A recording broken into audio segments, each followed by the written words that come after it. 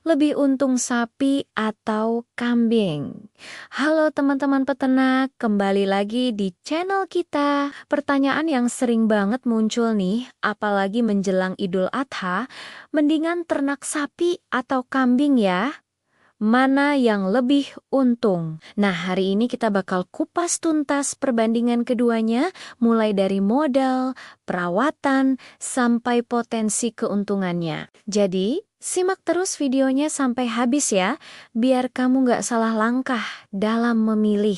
Oke, kita mulai dari yang paling mendasar, yaitu modal awal. Kalau kita bicara soal sapi, jelas modalnya lebih besar. Harga satu ekor sapi bakalan aja bisa belasan sampai puluhan juta rupiah. Belum lagi, sapi butuh lahan yang lebih luas dan kandang yang lebih kokoh. Jadi, buat teman-teman yang modalnya terbatas, memulai dengan sapi mungkin terasa cukup berat. Nah, disinilah kambing jadi primadona. Harga satu ekor kambing bakalan jauh lebih terjangkau, mungkin cuma sepersekian dari harga sapi. Dengan modal yang sama untuk beli satu ekor sapi, kamu bisa dapat beberapa ekor kambing. Kandangnya juga lebih simpel dan gak butuh lahan seluas sapi. Jadi untuk pemula atau yang modalnya pas-pasan, kambing jelas lebih ramah di kantong. Sekarang kita bahas soal perawatan dan pakan.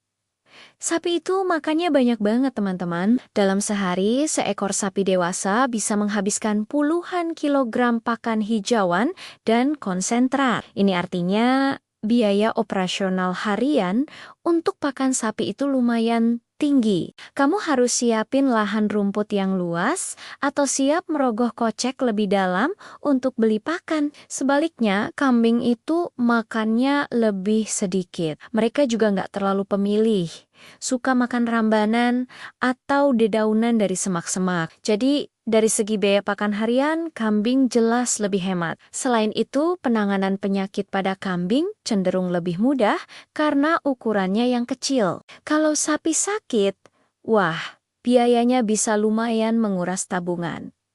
Lanjut ke aspek kecepatan panen dan perputaran uang. Ini juga penting banget dalam bisnis. Kambing punya siklus reproduksi yang lebih cepat. Dalam setahun, seekor induk kambing bisa beranak 2 kali. Dan sekali beranak bisa langsung 2 sampai 3 ekor. Artinya, populasi ternak kamu bisa berkembang biak dengan cepat. Perputaran uangnya jadi lebih kencang karena kamu bisa lebih sering menjual anakan atau kambing dewasa. Kalau sapi, masa kehamilannya aja sekitar 9 bulan.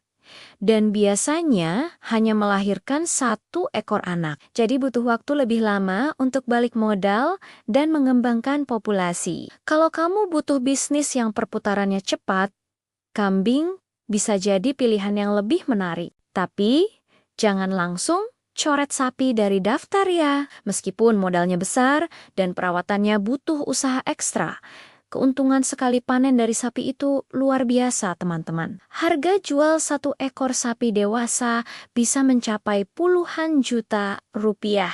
Apalagi kalau momennya pas seperti Idul Adha.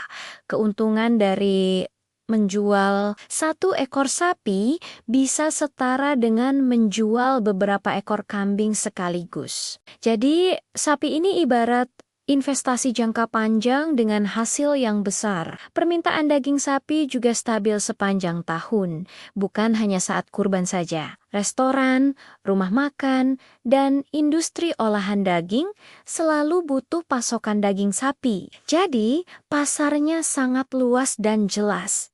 Jadi, kesimpulannya gimana? Lebih untung mana? Jawabannya tergantung pada situasi dan tujuan kamu. Kalau kamu pemula dengan modal terbatas, lahan yang tidak terlalu luas, dan ingin perputaran uang yang cepat, memulai dengan beternak kambing adalah pilihan yang sangat bijak. Risikonya lebih kecil dan lebih mudah dikelola. Tapi, kalau kamu punya modal yang cukup, siap untuk investasi jangka panjang dan mengincar keuntungan besar dalam sekali panen, maka beternak sapi bisa memberikan hasil yang sangat memuaskan. Banyak juga peternak sukses yang memulai dari kambing, kemudian setelah modal terkumpul, mereka beralih atau menambah ternak sapi. Keduanya punya potensi keuntungan yang besar jika dikelola dengan baik.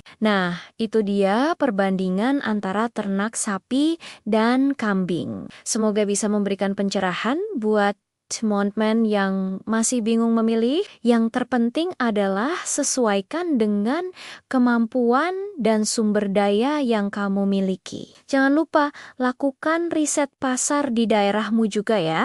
Terima kasih sudah menonton.